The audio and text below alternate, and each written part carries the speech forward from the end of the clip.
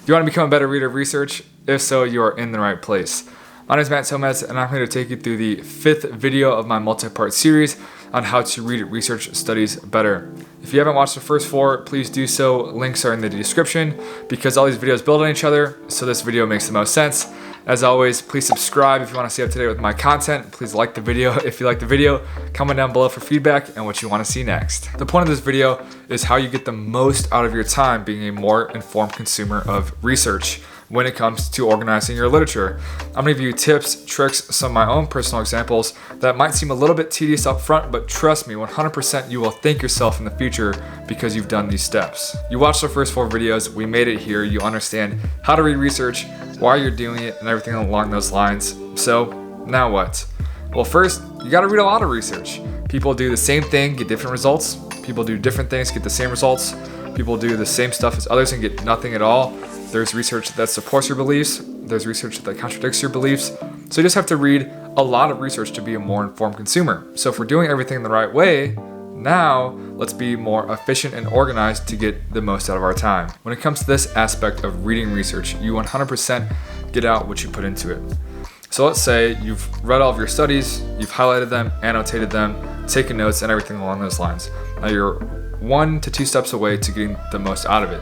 And the point of this is when it comes time to recall those studies, to reference them for more specific purposes and things along those lines. Because the last thing you would want, which has never happened to me, is you think, I remember reading this one study about this one topic, but which one was it? And just getting lost along those lines. And you're like, man, I have these 15 studies here, and I just need the ones that have this specific population. Or I just need the ones that have this specific set of criteria, method, whatever it may be.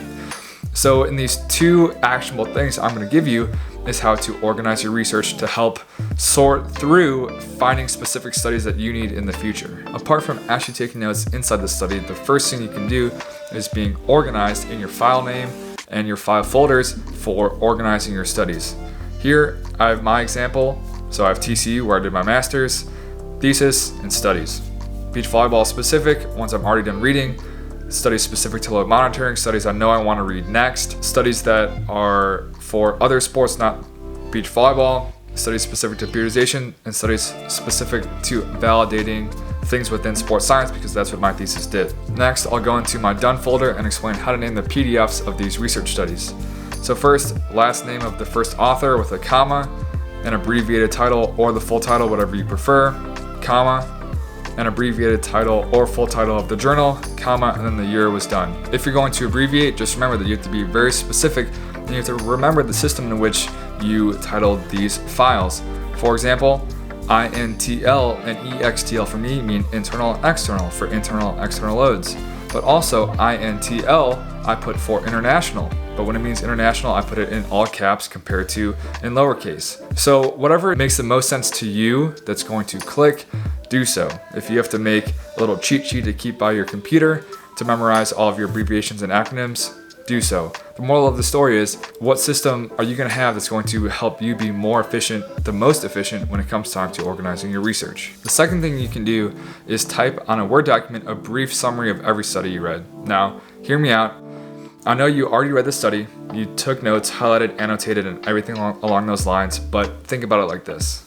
If you were to make a 3, 4, 5 bullet point summary on a note card of the research study, and then you had this whole stack of every study you've read, instead of flipping through every note card trying to find the study that you want, because it's in a Word document, all you do is hit Control F, you search for whatever you're trying to find, specifically from your research, and boom, there it is. A good format for this is by typing out the reference of the study in whatever format is popular for your specific field. APA, MLA, JSCR kind of has its own thing. Because the last thing you want, oh my gosh, is when it comes time to start writing and you just have to put everything in its references. And you're like, man, if I only did this when I started this whole process way back when, I wouldn't have to make all these references.